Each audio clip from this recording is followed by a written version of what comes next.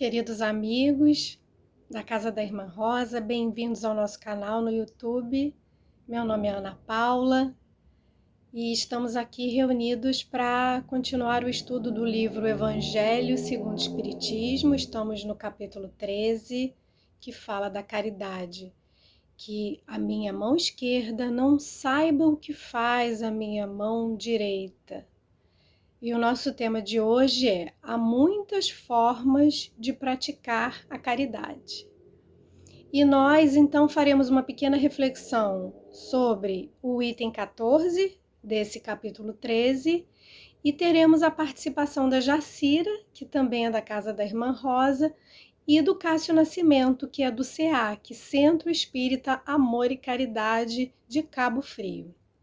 Então, antes de começar a nossa conversa, nós vamos fazer uma página e vamos fazer a nossa prece.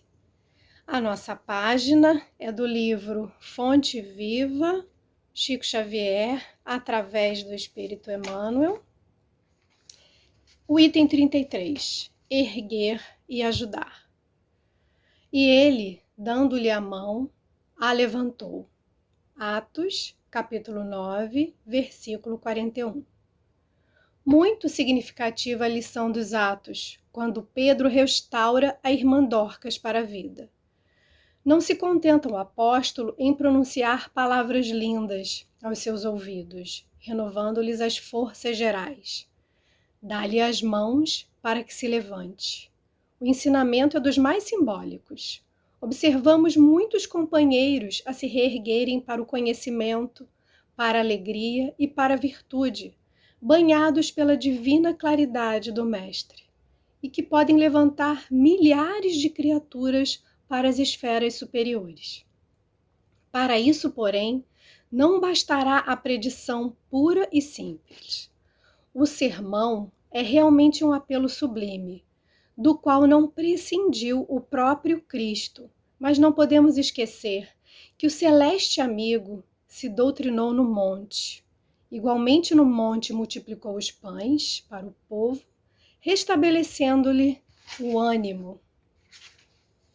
Nós, os que nos achávamos mortos na ignorância e que hoje, por acréscimo da misericórdia divina, já podemos desfrutar algumas bênçãos de luz, precisamos estender o serviço de socorro aos demais. Não nos desincumbiremos, porém, da tarefa salvacionista, simplesmente pronunciando alguns discursos admiráveis. É imprescindível usar nossas mãos nas obras do bem. Esforço dos braços significa atividade pessoal. Sem o empenho de nossas energias na construção do reino espiritual com Cristo na terra, debalde alinharemos observações excelentes acerca das preciosidades da Boa Nova ou das necessidades da redenção humana. Encontrando nosso irmão caído na estrada, façamos o possível para despertá-lo com os recursos do Verbo transformador. Mas não olvidemos que, para trazê-lo de volta à vida construtiva, será indispensável, segundo a inesquecível lição de Pedro, estender-lhe fraternalmente a mão. Vamos orar. Com o coração envolvido pelo amor de Jesus, queremos agradecer essa doutrina de amor, de paz, que fortalece o nosso espírito, que nos faz de simples servos sofredores, nos faz trabalhadores do Cristo, que possamos reconhecer todas as bênçãos que temos no nosso caminho e que possamos assim, com o coração grato, aquecido pelo amor de Jesus, estender a mão a todos que se aproximarem de nós. Que possamos olhar os nossos irmãos como amigos, como filhos do nosso Pai que é amor, que é bondade e misericórdia. Mestre amigo Jesus, que possamos caminhar contigo, independente do caminho, independente da noite escura, do dia ensolarado, que sempre possamos ter a tua referência em nosso coração. Fique conosco, que assim seja, graças a Deus. Então, amigos, nós hoje vamos conversar sobre o item 13, o item 14 do capítulo 13, uma mensagem do Espírito Caritas, que é um espírito profundamente envolvido com as questões de caridade. Não é à toa, né, que esse espírito se identifica como Caritas. Na Revista Espírita de fevereiro de 1862, esse espírito é evocado. Essa mensagem que nós vamos falar é do ano anterior, de 1861. Mas em 62 ele é evocado na Sociedade Espírita de Paris e se identifica como Irene, uma mártir que que morreu, né, no período do Império Romano, onde Diocleciano era o imperador, século IV, isso, onde a perseguição aos cristãos era muito agressiva, muito forte, e esse espírito morreu como mártir. Então é um espírito profundamente envolvido com o amor e principalmente com a caridade. Caritas nos diz que existem várias formas de praticar a caridade e que muitos de nós confundimos a caridade com a esmola. Caritas diz que a esmola é importante porque ela resolve num primeiro momento, né? A esmola, para quem está com fome, para quem está com frio, para quem está com sede, para quem está sofrendo, para quem tem dor, a esmola é importante. Mas nós precisamos ter muito cuidado quando nós estamos nesse processo de doar esmola, porque pode ser humilhante, tanto para aquele que dá, quanto para aquele que recebe. Nós não podemos esquecer que ali tem um irmão. Precisamos olhar no olho e realmente sentir que ali é um irmão que está necessitado e que nós devemos dar o melhor de nós, não apenas aquilo que vai aplanar a fome, o frio, a dor. Ela prossegue, o Espírito Caritas prossegue numa mensagem dizendo assim: vejo várias vezes por semana várias mulheres de idades diferentes reunidas. Sim, elas são irmãs. O que elas fazem? Trabalham rápido, com as mãos ágeis, com o rosto radiante, o coração bate em uníssono. Qual o objetivo delas? Elas fazem roupinhas para as crianças, cujas mães estão sofrendo já pensando no inverno que se aproxima, nos filhinhos que passaram frio, passaram fome. Calma, tenham paciência, mães, tenham coragem, tenham fé em Deus, porque Deus inspirou as mulheres mais afortunadas na boa vontade e elas serão operárias dos sofredores, operárias dos pobres. Que lindo! Essa mensagem de Caritas dizendo que aqueles que estão em situação material melhor, que devem se tornar operários daqueles que estão em situação mais precária. E essa mensagem inspira muito a gente na ação da caridade. Mas nós podemos argumentar que nos falta habilidade, não sabemos confeccionar roupinhas, não sabemos cozinhar, não temos uma habilidade para ajudar o outro. Podemos argumentar que nós não temos tempo. Podemos argumentar também que nós não temos condições materiais. Não temos recursos materiais para auxiliar o próximo, para sermos operários dos sofredores. Então, o que nos resta se Cáritas nos diz que há muitas formas de praticar a caridade? Lançamos então essa pergunta ao nosso amigo Cássio. Cássio, quando os nossos recursos materiais são muito poucos ou até mesmo inexistentes, ainda assim nós podemos exercitar a caridade? Sim, Ana, podemos sim fazer a caridade sem muita coisa. A caridade é uma disposição íntima, ativa e dinâmica que se manifesta das mais variadas formas, em pensamentos de bondade, em conselhos úteis, em alimento espiritual, que ajuda, que dá força e reanima as pessoas. Você não precisa ter um bem material, você não precisa ter muita coisa para fazer caridade. Tanto assim é que o dicionário traz como sua definição o que é caridade no dicionário. Disposição favorável em relação a alguém em situação de inferioridade física, moral, social e etc.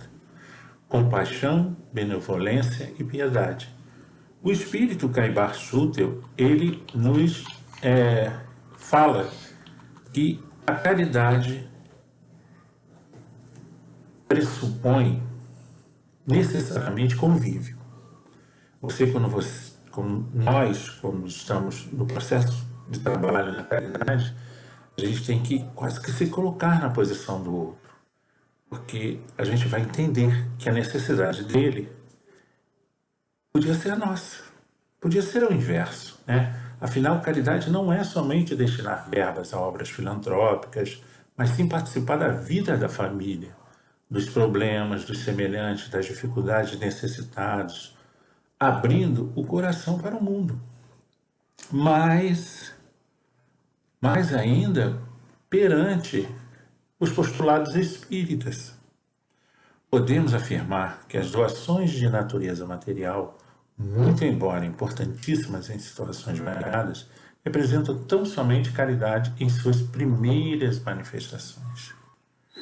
Com o Espiritismo, a caridade abarca outros aspectos e opções, ampliando suas possibilidades. Então, a doutrina espírita ela traz consigo todo esse cabedal de conhecimento para a gente usar na caridade. Tanto é que o lema, né, que Kardec nos traz, que é fora da caridade não há salvação. Inclusive na questão 886 de O Livro dos Espíritos, Kardec pergunta aos espíritos: qual o verdadeiro sentido da palavra caridade, como entendia Jesus? Como entendia Jesus? A resposta foi a seguinte: benevolência para com todos, indulgência para com as imperfeições alheias, perdão das ofensas. A caridade, segundo Jesus, não está restrita à esmola. Ela abrange todas as relações que temos com os nossos semelhantes, quer sejam nossos inferiores, nossos iguais ou superiores. Ela nos ordena a indulgência porque nós mesmos temos necessidade dela. Ser benevolente é ter boa vontade para com os outros e se deixar guiar pela amabilidade, pela generosidade, solidariedade, pelo interesse para com o bem-estar do outro, indistintamente. Nós temos que fazer isso indistintamente, nós temos que usar essa benevolência não escolhendo quem vai receber a caridade. Nós temos que fazer a caridade a todos. No entanto, o espírito Joana de Ângeles, né, pela psicografia do nosso Divaldo Pereira Franco, define benevolência como um sentimento de profundo amor pelo próximo, de compreensão pelos seus atos. E é neste ponto que podemos destacar a indulgência, capacidade de aceitar e tolerar as atitudes alheias, julgando com bem menos severidade seus erros e equívocos. Mas isso se trata da caridade mais difícil de ser praticada, a caridade moral. Porque simplesmente não sabemos lidar com as imperfeições alheias, compreendendo-as. A gente ainda tem esse detalhe. A Joana, ela ressalta isso porque conosco, né, a gente tem uma benevolência maior. O erro é meu, então eu tenho sempre uma justificativa. Mas o erro do outro, eu vou condenar, vou julgar e condenar. Não vou analisar, não vou ter tanta benevolência. O espírito irmão Rosália enfatiza a caridade moral consiste em se suportar uns aos outros. Se suportar uns aos outros.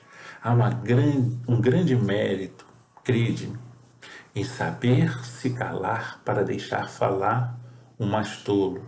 E ainda aí está um gênero de caridade. Saber ser surdo quando uma palavra de zombaria escapa de uma boca habituada a escarnecer.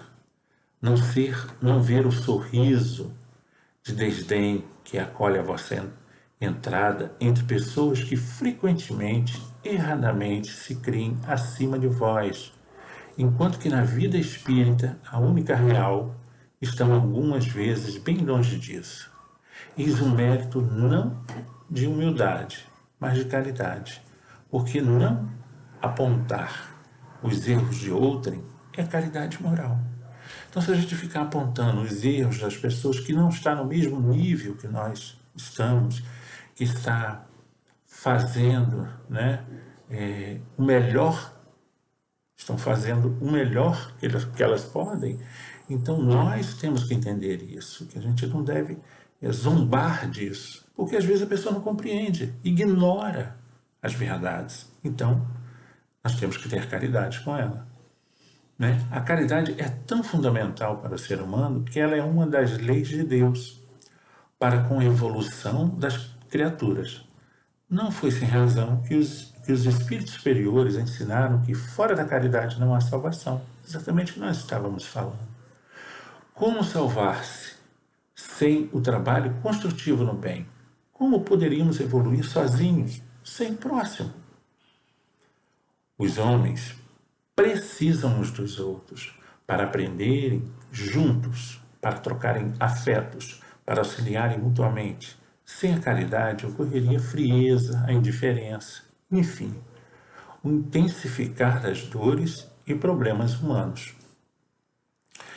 Então, nós temos que encontrar e vivenciar exatamente todos esses valores. Então, a caridade ela é muito maior. Ela atinge um nível bem superior daquilo que entendemos apenas em dar coisas, né, em oferecer, às vezes, o que nos sobra, não o que nós temos para dividir. Porque, na verdade, a caridade em si é dividir o que nós temos. O que está sobrando? O que está sobrando é a esmola. A gente vai dar esmola para o outro. A caridade é maior, é uma coisa maior. É uma coisa que a doutrina nos diz que é um ápice do crescimento espiritual. Uma luta que muitas vezes nós já travamos com nós mesmos há muito tempo. Então, esse processo de caridade vai pelo atendimento fraterno, vai pela recepção da pessoa, muitas vezes na casa espírita, o conselho, que muitas vezes as pessoas nos procuram. Certa vez, uma menina de 17 anos, com uma amiga, veio me procurar porque ela tinha engravidado do namorado e me perguntou se deveria tirar, porque ela não estava preparada para ser mãe. Eu digo que se você não estivesse preparada, conversei com ela longamente, mas resumindo, se você não estivesse preparada, você não teria engravidado. Tudo é um processo. Valorize isso, valorize esta vida, valorize o que aconteceu, siga em frente. Existe um pensamento muito interessante que diz assim, em uma música, inclusive, que tocava na Igreja Católica, que é: as mãos que oferecem flores ficam perfumadas. Assim é a vida. Ela sempre responde com o que fazemos. Praticando o bem, teremos o bem ao nosso favor. Amando, teremos o amor ampliado dentro de nós. Então, caridade é amor profundo, é o amor que nós temos pelo outro. Espero que eu tenha correspondido e ajudado a essa pessoa nessa resposta. Gostaria de dar muita paz e até a próxima com alguma outra pergunta, Ana. Fica com Deus. Obrigado. Lindas reflexões, Cássio. É verdade. A caridade moral depende da riqueza do nosso coração. Então, ela está ao alcance de todos nós. Depende da nossa gentileza, da nossa boa vontade, do nosso ímpeto de olhar o outro e se disponibilizar da melhor maneira para o outro. E quando nós estamos assim, bem inspirados, com boa vontade e nos direcionamos na prática da caridade, na prática do bem, lanço aqui a pergunta para nossa amiga Jacira. Jacira, por que muitas vezes nós, enquanto estamos trabalhando no bem, estamos dispostos no bem, por que muitas vezes nós ficamos decepcionados? Olá, amigos.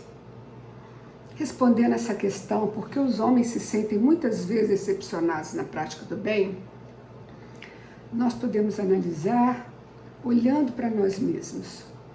Muitas das vezes nós temos nas nossas relações com Deus falsas expectativas quanto à sua bondade de Deus na prática, na resposta que Ele possa vir a dar às nossas ansiedades. Porque ainda nós achamos que Deus vai nos preservar das dores e das decepções, porque nós estamos praticando algumas ações do bem. Esquecidos que a razão das dores humanas procedem da proteção divina. Isso está no livro Jesus no Lar, capítulo 31, muito recomendado. Todos os povos são famílias de Deus, que à maneira de grandes rebanhos são sempre chamadas ao aprisco do Pai, constantemente. O aprisco ou redil são lugares onde se recolhem as ovelhas. E para nos recolhermos ao abrigo do Pai que Ele nos reserva, nós temos de presente a terra como escola, a luta que nos ensina e edifica, que são os caminhos e as marchas que preendemos em nossa caminhada, e o sofrimento é o aguilhão que nos desperta quando nós estamos distraídos e permanecemos à margem do caminho. A estrada verdadeira que Deus nos colocou como propósito e objetivo da nossa vida, muitas das vezes nós distraímos e entramos por outras veredas, por outros caminhos, fora da rota planejada. Então nós precisamos então de dores, o aguilhão, é aquela ferramenta que nos impulsiona para o caminho correto. A doutrina espírita, em seu aspecto religioso, veio restabelecer o verdadeiro sentido da fé, deslocando a nossa relação, nossa confiança de dogmas, em estruturas hierárquicas das instituições muito praticado antigamente, para a confiança de Deus, para uma relação de verdade entre nós e o nosso Criador. E essa relação, ela vai nos ensinar que através do entendimento dos princípios básicos da doutrina espírita, nós passamos a entender por que a necessidade das dores, a sua função protetora que ela nos propõe, protegendo-nos de desvios que costumamos percorrer. Então é natural, todos nós passamos por dores e decepções. Entender isso como uma prova, um desafio, a gente pensar e entender que ali tem um recadinho de Deus, olha, vai por aqui, esse caminho não é bom. Ou então fazermos refletir, parar para refletir, para ver o que aconteceu, como é que eu fiz, como é que aconteceu, e aprendermos com as lições. E é por isso que existem tempestades, bonanças, maré alta, maré baixa, tempos difíceis e tempos risonhos. Todos nós sabemos que Deus é poderoso, que Deus existe. lá naquele lugar mais perdido, onde ocorre o crime, todo mundo sabe que Deus existe e que é poderoso. Mas é necessário, só saber que Ele existe não adianta, né? É necessário construirmos uma relação de confiança sólida com o nosso Pai. Se Ele construiu um universo infinito, Ele também é poderoso para renovar os quadros da nossa existência. Se as coisas estão ruins, nós precisamos entender que nós precisamos desse momento difícil para fortalecer o nosso espírito, para o nosso próprio crescimento. Nós que estamos matriculados na Terra, nessa escola do Espírito, nós estamos num longo e árduo curso de saber esperar. Esperar não como um devaneio de quem aguarda um momento espetacular, milagroso. Não, nada disso. Saber esperar é entender que a natureza tem as suas leis e que elas possuem regularidades. O sol nasce e se põe todos os dias, ou seja, temos claridade e temos escuridão. A maré sobe e baixa com regularidade. As tempestades arrasam os ninhos de pássaro, mas também melhora a atmosfera, trazendo melhores ares. Logo depois das tempestades vem a bonança, trazendo renovação dos campos, que voltam a florescer, as árvores voltam a abrigar os pássaros, que sempre voltarão a construir os seus ninhos sem queixa, sem reclamar, e continuarão a exercer sua nobre função, né, de semeadores do universo. São os pássaros que ajudam a Deus a semear todos os frutos e flores. Então, as regularidades da natureza e, portanto, das leis que governam o universo, nos permitem compreender com inteligência, mas também com o coração, de que é justo e razoável sabermos esperar quando estamos em momentos aflitivos. Emmanuel nos diz: não nos deixemos contaminar pelo derrotismo acerca da natureza humana. Nem sempre as ações isoladas de um indivíduo são as melhores que se devem esperar dele.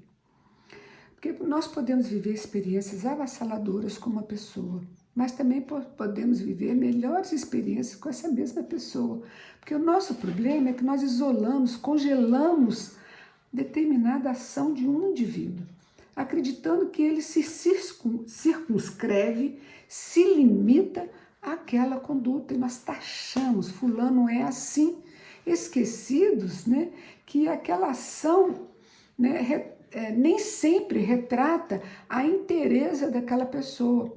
É apenas um momento infeliz, uma ação inadequada, que todos nós caímos nesse erro. Todos nós, seres humanos, somos falíveis, somos ainda em processo de evolução, de aperfeiçoamento. Então, nós trazemos nossas mazelas. Muitas das vezes nós erramos. E é preciso a gente reconhecer o erro do outro e entendermos que, assim como nós, eles também erram, e compreender e saber passar adiante sem levar aquilo tão a sério, carregando aquele peso conosco. Nosso potencial é muito maior do que o erro que nos acontece. O homem, visto no conjunto da humanidade, continua Emmanuel, é um ser dotado de todos os recursos virtuais dos entes superiores em trânsito para a angelitude, porque estes também foram seres humanos e estagiaram também como nós, como seres humanos. Então, todos nós, filhos de Deus, somos potencialmente bons e trazemos em nós a grandeza da semente moral a qual nós somos destinados. Ou seja, todo defeito tem validade, tem data de validade, vai acabar. Então, saibamos esperar, compreender o outro, como nós precisamos também compreender nós mesmos, nos perdoar e nos entendermos como um ser que erra, às vezes sem querer, às vezes distraídos da realidade da outra pessoa, cometemos vários erros.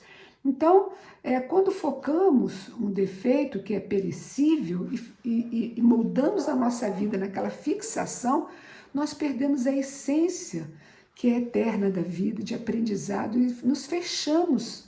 E assim nós permanecemos na estreiteza de nossas percepções.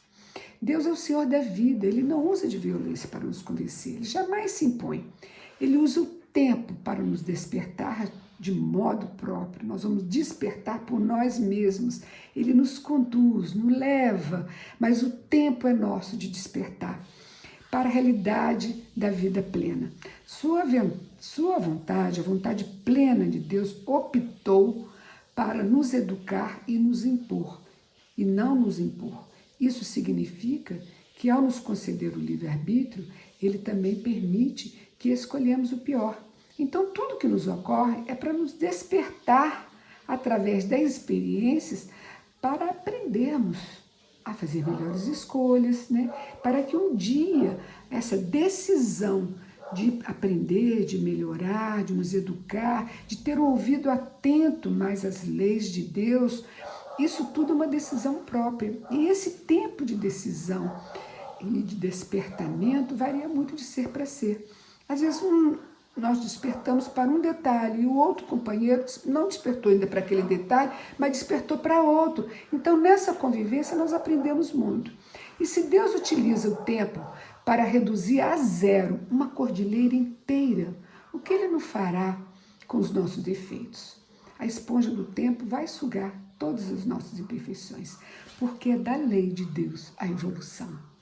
Ela vai se dar de modo próprio, nos convencendo na maneira e no dia que nós determinarmos para nós essa escolha. Ele vai nos propondo e nos encaminhando para isso. Saber esperar, conhecer e compreender as leis de Deus, portanto, é confiar nele plenamente. Este é o caminho para não nos decepcionarmos com nada e com ninguém. Que Jesus nos abençoe. Belas reflexões, Jacira. Precisamos sempre ter a inspiração de Jesus nos nossos atos, nos momentos mais difíceis, né, onde ficamos um pouco desanimados, mas com Jesus teremos força, renovamos as nossas esperanças, o nosso ânimo para continuar prosseguindo. Queremos então finalizar aqui a nossa reflexão de hoje, agradecendo especialmente nossos amigos que colaboraram hoje, Jacira e Cássio, muita paz no coração de vocês. Então agora vamos finalizar com a nossa oração.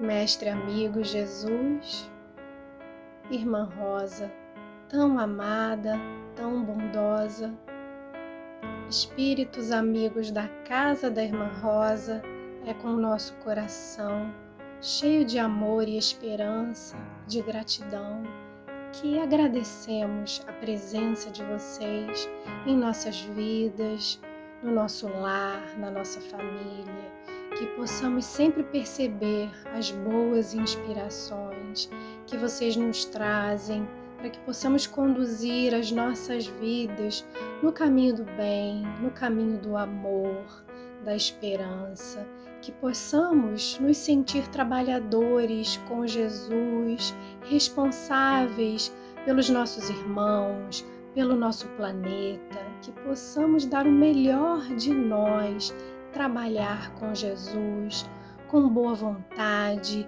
com bom ânimo, todos os dias, sabendo que somos amados, somos protegidos, somos inspirados por um Pai que é amor e bondade. Fique conosco, mestre amigo, no nosso coração, guiando a nossa estrada. Que assim seja, graças a Deus.